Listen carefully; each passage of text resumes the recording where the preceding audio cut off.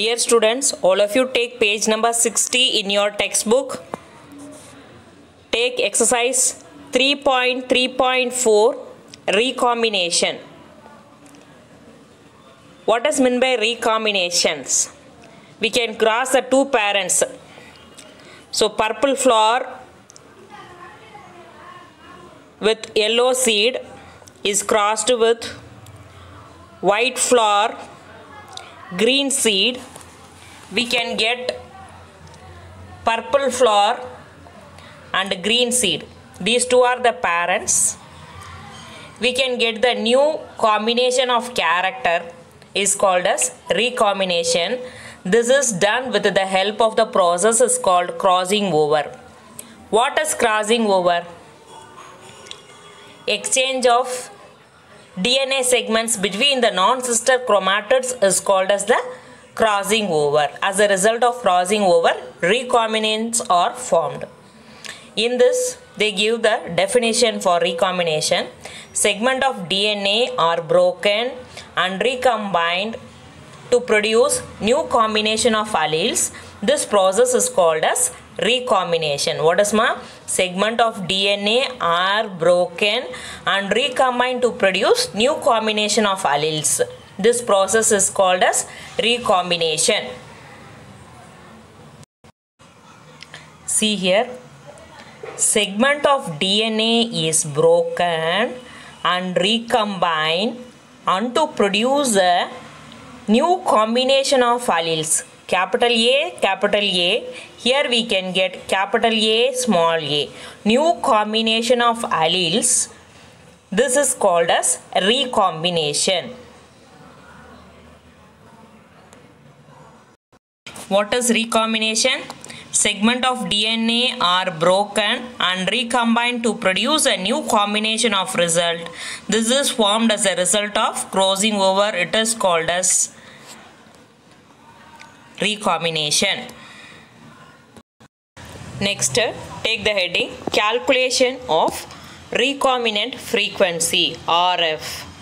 The percentage of recombinant frequency in a cross is called as recombination frequency.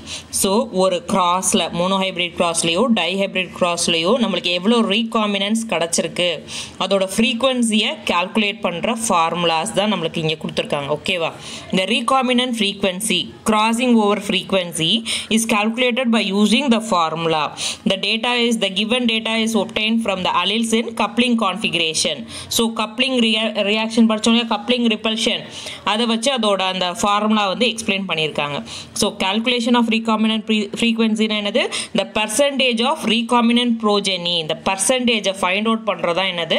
recombinant frequency. ஒரு கிராஸில் வரக்கூடிய recombinant frequencyயோட percentage find out பண்ணுறதா என்னது?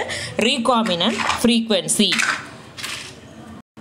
What is the meaning of progeny, ma? What is the meaning of progeny?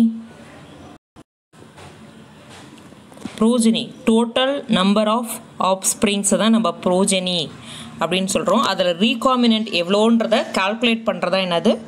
recombinant frequency. This is the formula to find the recombinant frequency, ma. Number of recombinants divided by number of offsprings. Number of recombinants divided by number of offsprings into 100. So in the formula வச்சு தான் நம்ம recombinant frequency find out பண்றோம். This will be asked in 2 marks. Recombinant frequency. So இது நம்ம coupling reactionல கிடைச்ச ratios நம்மளுக்கு. So 6 plus 6, 44 is to 6 is to 6 is to 44. இந்த ratio தான் நம்மளுக்கு கிடைச்சது. 7 is to 1 is to 1 is to 7 படிச்சோம் இல்லையா? So இது ரெண்டும் உனக்கு recombinants. So number of recombinants வந்து மேலே போட்டுக்கணும். 6 plus 6 divided by total number of offsprings. மொத்த offsprings வந்து கீழே. அப்போ 12 by 100 into 100 equal to the recombinant frequency is 12%. Recombinant frequencyங்கிறது என்னது? Percentageல சொல்றதா recombinant frequency. This is important 2 mark question. All you must learn this. Dear students, all of you take the exercise 3.3.5 genetic mapping. Mapping, what is map, ma? So map அப்படின்றது ஒரு diagrammatic ரெப்ரசன்டேஷனில் நம்ம எந்தெந்த area, எந்தெந்த countries, எந்தெந்த district எப்படி எப்படி எங்கே arrange ஆகிருக்குன்னு சொல்லிட்டு ஒரு மேப் பண்ணுவோம் இல்லையா, அதே மாதிரியே ஒரு குரோமோசோமில் ஜீன்ஸ் வந்து எப்படி ஆர்கனைஸ் ஆகிருக்கு, ஜீன்ஸை பற்றின குரோமோசோமில் இருக்கிற ஜீன்ஸை பற்றின மேப்பிங் தான் என்னது genetic mapping. Genes are present in linear order along the chromosome. We know this very well. Genes are present in a linear order in the chromosome. They are present in a specific position. The position of a gene is called as a locus. The position of a gene is called as locus. In plural, it is called as a loci. Here they give the definition. The diagrammatic representation of position of genes and related distance between the adjacent genes is called as genetic mapping. Okay dears, all you understand this? Diagrammatic representation of position of genes and related distance between the adjacent genes is called as the genetic mapping. Adjacent means nearby genes க்கு இடையில உள்ள distance calculate பண்றதா என்னது genetic mapping.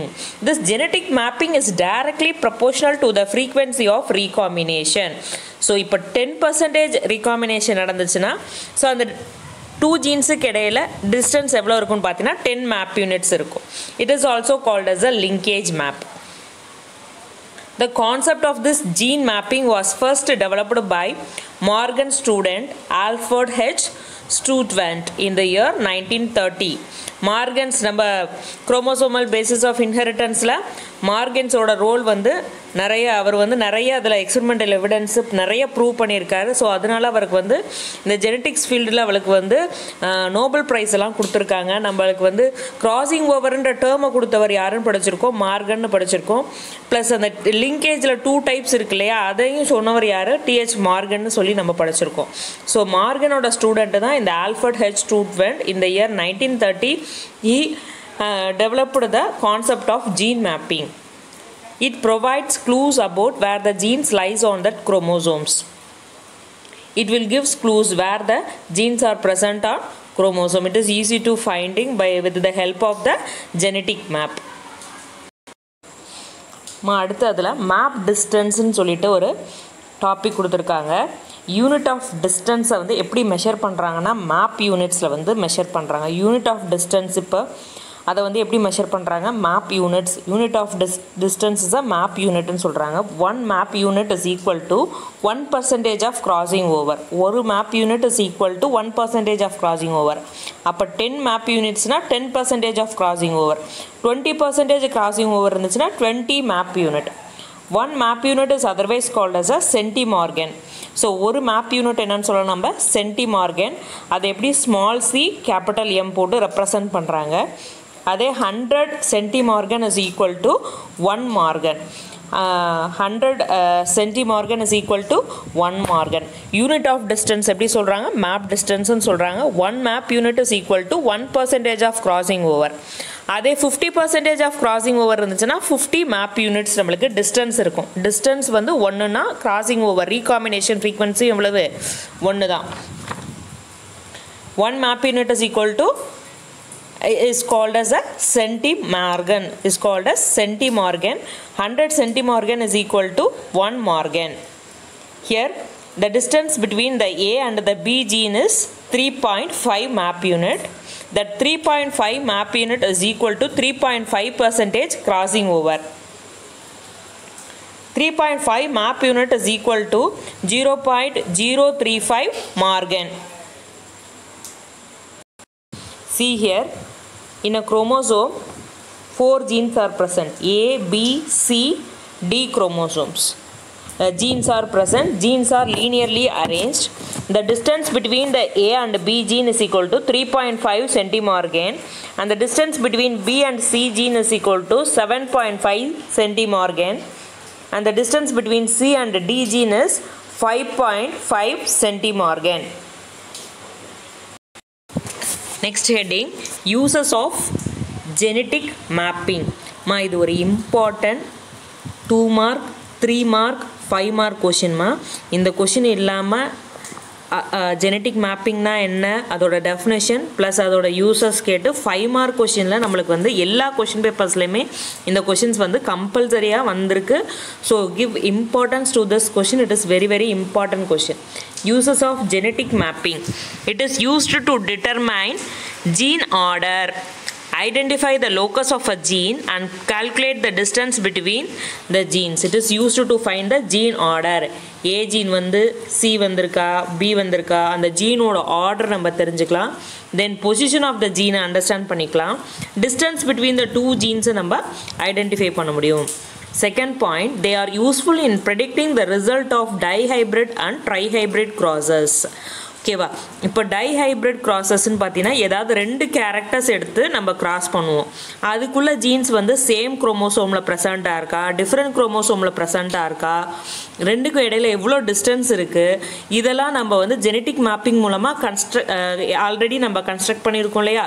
So இதோட ஹெல்ப்பால் dihybrid கிராஸில் நம்மளுக்கு என்னென்ன result கிடைக்கும், எத்தனை ரீகாம்பினேஷன் வரும், எத்தனை பேரண்டல் வெரைட்டிஸ் வரும்ன்றதை நம்ம ப்ரீவியஸாக ஐடென்டிஃபை பண்ண முடியும் டைஹைப்ரிட் ட்ரைஹைப்ரிட் க்ராசஸில்.